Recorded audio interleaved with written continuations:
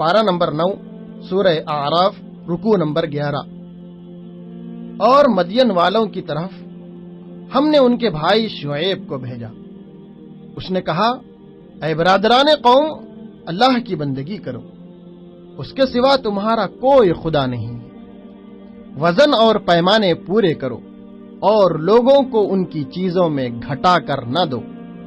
याद रखो वो जमाना जब तुम थोड़े थे, फिर अल्लाह ने तुम्हें बहुत कर दिया।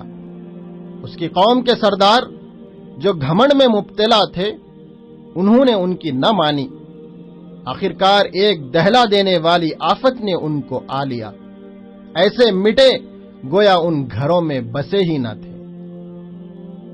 रुकू नंबर 12।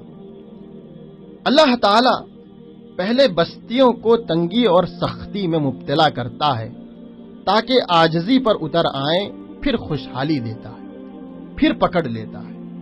अगर बस्तियों के लोग ईमान लाते और तकवे की रविश इख्तियार करते तो हम उन पर आसमान और जमीन से बरकतों के दरवाजे खोल देते, मगर उन्होंने झुटलाया। फिर क्या बस्तियों के लोग अब उससे बेखौफ हो गए हैं कि हमारी गिरफ्त कभी अचानक उन पर रात के वक्त न आ जाएगी जबकि वो सोए पड़े हों, या उन्हें इत्मीनान हो गया है कि हमारा मजबूत हाथ कभी यकायक उन पर दिन के वक्त न पड़ेगा जबकि वो खेल रहे हों। क्या ये लोग अल्लाह के चाल से बेखौफ हैं? रुको नंबर 13। ये कौमें जिनके किस्से हम तुम्हें सुना रहे हैं, उनके रसूल उनके पास खुली खुली निशानियां लेकर आए, मगर उन सुबहों ने झुटलाया। उनमें से अक्सर अहद तोड़ने वाले और फासिक थे। इसी तरह मूसा अलैहिस्सलाम ने अल्लाह की निशानियों के साथ फिरऔन और उसके सरदारों के पास पहुंचकर उन्हें हक बात की दावत दी। मूसा अलैहिस्सलाम ने फिरऔन से मुतालबा किया कि बनी इसराइल को उनके साथ भेज दे। फिरऔन ने निशानियों का मुतालबा किया तो मूसा ने वो निशानियां बताई जो अल्लाह ने उन्हें दी थी। रुकू नंबर 14। जब फिरऔन के सरदारों ने उन निशानियों को देखा तो आपस में कहा कि ये तो माहिर जादूगर है। फिर फिरऔन ने अपने मुल्क के तमाम जादूगरों को जमा किया, उन्हें अच्छा सिला और मुकर्रबे बारगाह होने का लालच दिया। फिर जब उन्होंने अपनी लाठियां फेंकी तो बड़ा ही जबरदस्त जादू सामने आया। हजरत मूसा अलैहिस्सलाम ने अल्लाह के हुक्म से अपना असा फेंका। आन की आन में वो उनके झूठे तिल्स्म को निगलता चला गया। ये देखकर जादूगर सजदे में गिर गए, ऐलान किया कि हम रब्बुल आलमीन पर ईमान लाते हैं और उस रब पर जिसे मूसा और हारून मानते हैं। फिरौन बड़ा नाराज हुआ। उसने फैसला दिया कि तुम्हारे हाथ पांव मुखालिफ सिमतों से कटवा दूंगा, उसके बाद तुम सबको सूली पर चढ़ाऊंगा। जादूगरों ने जो ईमान ला चुके थे कहा, बहरहाल हमें पलटना अपने रब ही की तरफ है। रुको नंबर 15। फिरऔन के सरदारों ने फिरऔन को मूसा अलैहिस्सलाम और उसकी कौम के खिलाफ उकसाया तो फिरऔन ने कहा, मैं उनके बेटों को कत्ल करूंगा और उनकी औरतों को जीता रहने दूंगा। मूसा ने अपनी कौम से कहा, अल्लाह से मदद मांगो और सब्र करो। जमीन अल्लाह की है, अपने बंदों में से जिसको चाहता है उसका वारिस बनाता है। आखिरी कामयाबी उन्हीं के लिए है जो उससे डरते हुए काम करें। फिर मूसा अलैहिस्सलाम ने दुश्मन की हलाकत और कौम की खिलाफत की खुशखबरी सुनाई। रुको नंबर 16। हमने फिरऔन की कौम पर तरह तरह के अजाब नाजिल किए, कहत और पैदावार की कमी में मुब्तला किया, तूफान भेजा, टिड्डी दल छोड़े, सुरसुरियां फैलाई, मेंढक निकाले और खून बरसाया।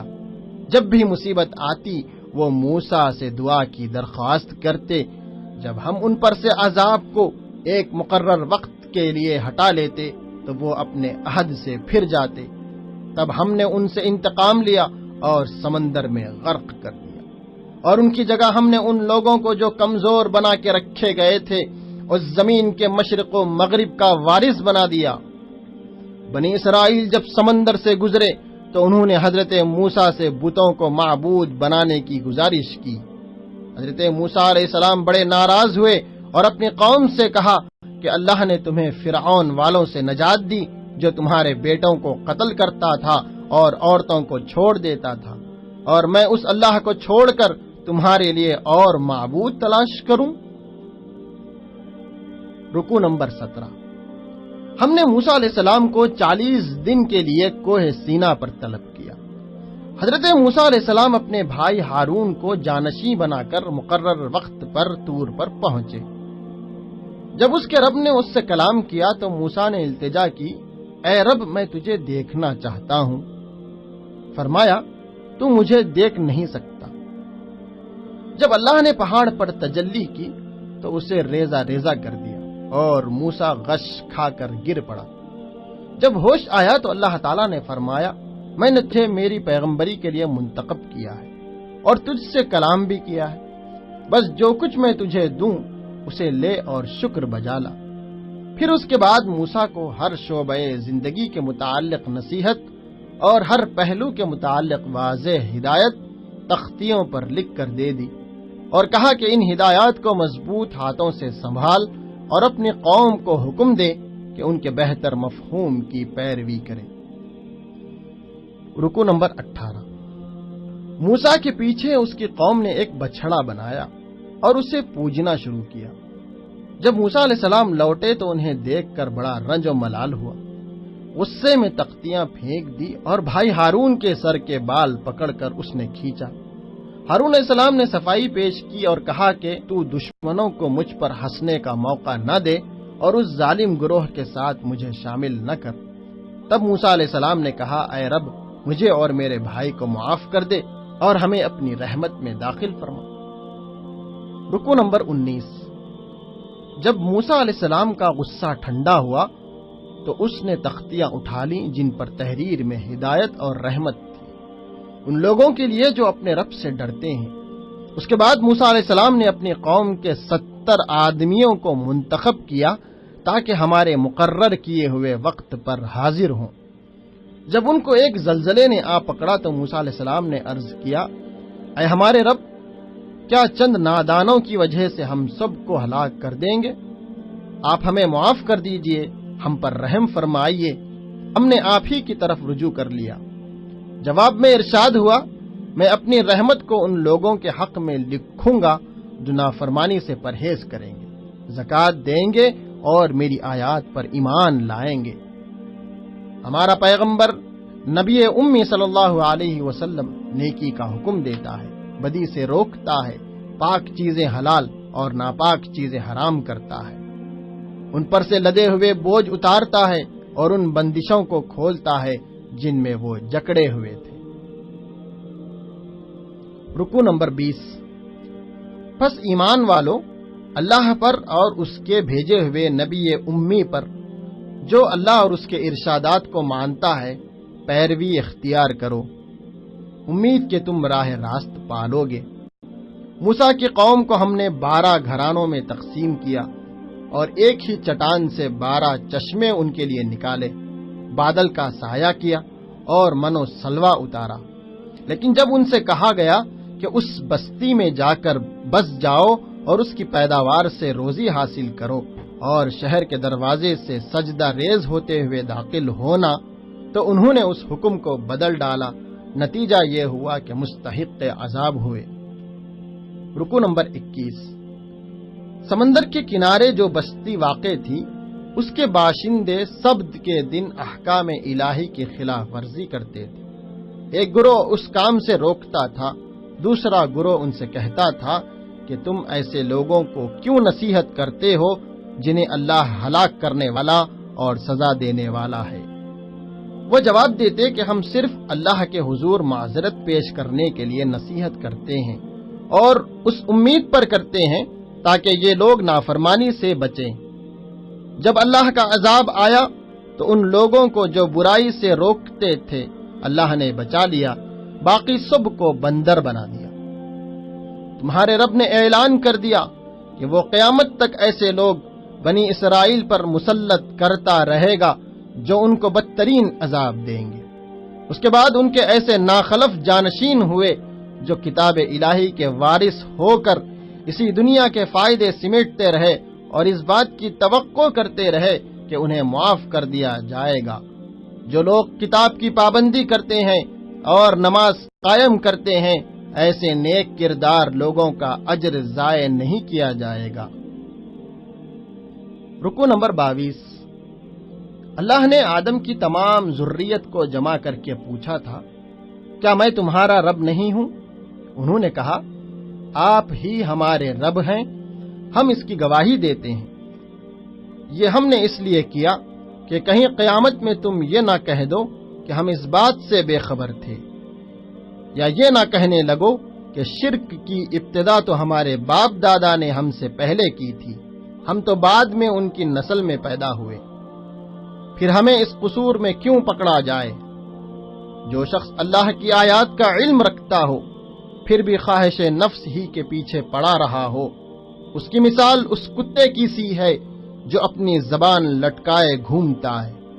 اور جن و انس جن کا مقدر جہنم ہے، ان کے پاس دل ہیں مگر وہ ان سے سوچتے نہیں، آنکھیں ہیں مگر وہ ان سے دیکھتے نہیں، کان ہیں مگر وہ ان سے سنتے نہیں، یہ جانوروں کی طرح ہیں بلکہ ان سے بھی زیادہ گئے گزرے۔ رکوع نمبر 23۔ وہ لوگ جنہوں نے ہماری آیات کو جھٹلا دیا ہے، انہیں ہم بتدریج ایسے طریقے سے تباہی کی طرف لے جائیں گے انہیں خبر تک نہ ہوگی۔ کیا ان لوگوں نے زمین و آسمان کے انتظام پر کبھی غور نہیں کیا؟ جو چیزیں خدا نے پیدا کی ہیں آنکھیں کھول کر نہیں دیکھیں؟ کیا یہ بھی انہوں نے نہیں سوچا کہ شاید ان کی مہلت زندگی پوری ہونے کا وقت قریب آ گیا ہو؟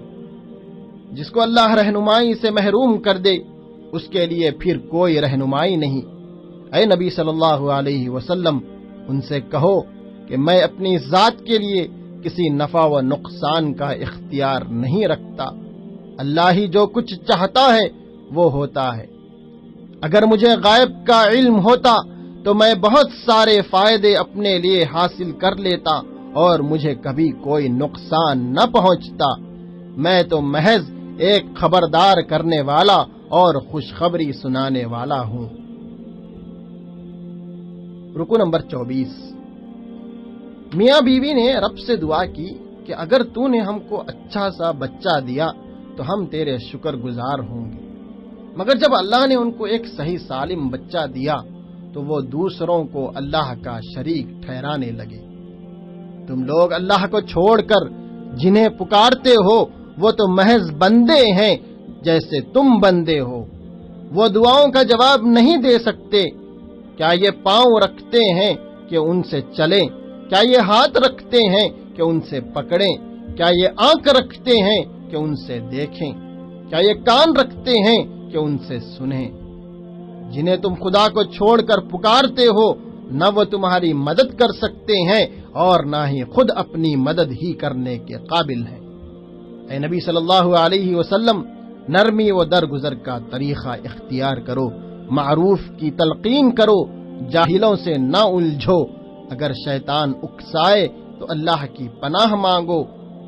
جب یہ قرآن تمہارے سامنے پڑھا جائے تو اسے توجہ سے سنو اور خاموش رہو، شاید کہ تم پر بھی رحمت ہو جائے۔ سورۃ الانفال، رکوع نمبر 1۔ پس تم لوگ اللہ سے ڈرو، اپنے آپس کے تعلقات درست کرو، اللہ اور اس کے رسول کی اطاعت کرو اگر تم مومن ہو۔ سچے اہل ایمان تو وہ لوگ ہیں جن کے دل اللہ کا ذکر سن کر لرز جاتے ہیں، جب ان کے سامنے اللہ کی آیات پڑھی جاتی ہیں تو ان کا ایمان بڑھ جاتا ہے، اپنے رب پر بھروسہ کرتے ہیں، نماز قائم کرتے ہیں، اللہ کے راستے میں خرچ کرتے ہیں، یہی لوگ حقیقی مومن ہیں۔ جنگ بدر پر تبصرہ کرتے ہوئے ارشاد فرمایا کہ تمہاری چاہتوں کے علی الرغم اللہ تعالیٰ چاہتا تھا کہ بڑے گروہ کو شکست دے کر کافروں کی جڑ کاٹ دے، تاکہ حق حق ہو کر رہے اور باطل باطل ہو کر رہے۔ اس لیے اللہ نے تمہاری مدد کے لیے 1000 فرشتے بھیجنے کا وعدہ کیا۔ رکوع نمبر 2، اللہ تعالیٰ نے رات کو تم پر پانی برسایا تاکہ تمہیں پاک کرے اور تمہاری ہمت باندھا اور تمہارے قدم جما دیے۔ جب میدان گرم ہوا تو تمہارا رب فرشتوں سے کہہ رہا تھا کہ تم کافروں کی گردنوں پر ضرب اور جوڑ جوڑ کر چوٹ لگاؤ۔ اے اہل ایمان، جب تم لشکر کی صورت میں کفار سے دو چار ہو تو ان کے مقابلے میں پیٹ نہ پھیرو۔ جو ایسا کرے گا اللہ کے غضب میں گھر جائے گا۔ میدان جنگ میں جنہیں بھی قتل کیا گیا انہیں دراصل اللہ ہی نے قتل کیا اور کنکر بھی اللہ ہی نے پھینکے۔ اللہ کافروں کی چالوں کو کمزور کرتا ہے۔ کافروں سے کہا گیا کہ آئندہ اگر ایسی حماقت کرو گے تو اللہ بھی اسی سزا کا اعادہ کرے گا۔ تمہاری بھاری جماعت تمہارے کام نہ آ سکے گی۔ اللہ مومنوں کے ساتھ ہے۔ رکوع نمبر 3، اے اہل ایمان، اللہ اور اس کے رسول کی اطاعت کرو۔ یقیناً خدا کے نزدیک بدترین قسم کے جانور وہ بہرے گونگے لوگ ہیں جو عقل سے کام نہیں لیتے۔ اے اہل ایمان، اللہ اور اس کے رسول کی پکار پر لبیک کہو جبکہ رسول تمہیں اس چیز کی طرف بلائے جو زندگی بخشنے والی ہے، اور بچو اس فتنے سے جس کی شامت مخصوص طور پر صرف انہی لوگوں تک محدود نہ رہے گی جنہوں نے تم میں سے گناہ کیا ہو۔ جانتے بوجھتے اللہ اور اس کے رسول کے ساتھ خیانت نہ کرو، امانتوں میں غداری کے مرتکب نہ ہو۔ حقیقت یہ ہے کہ تمہارے مال اور اولاد تمہارے لیے سامان آزمائش ہے۔ رکوع نمبر 4، اے اہل ایمان، اگر خدا ترسی اختیار کرو گے تو اللہ تمہاری برائیوں کو تم سے دور کرے گا اور تمہارے قصور معاف کرے گا۔ اللہ کافروں کی چالوں کے مقابلے میں اپنی چال چلتا رہتا ہے اور وہ سب سے بہتر چال چلنے والا ہے۔ اللہ کا یہ قاعدہ نہیں ہے کہ لوگ استغفار کر رہے ہوں اور وہ ان کو عذاب دے دے۔ مسجد حرام کے جائز متولی تو صرف اہل تقوی ہی ہو سکتے ہیں۔ کافر لوگ مال کو خدا کے راستے میں روکنے کے لیے خرچ کرتے ہیں۔ یہ کوشش ان کے لیے پچھتاوے کا سبب بنے گی۔ اللہ کے ناشکرے جہنم کی طرف گھیر کر لائے جائیں گے تاکہ اللہ گندگی کو پاکیزگی سے چھانٹ کر الگ کرے اور پھر ہر قسم کی گندگی کو ملا کر اکٹھا کرے، پھر اس پلندے کو جہنم میں جھونک دے۔ رکوع نمبر 5، اے لوگو جو ایمان لائے ہو، ان کافروں سے جنگ کرو یہاں تک کہ فتنہ باقی نہ رہے اور دین پورے کا پورا اللہ کے لیے ہو جائے۔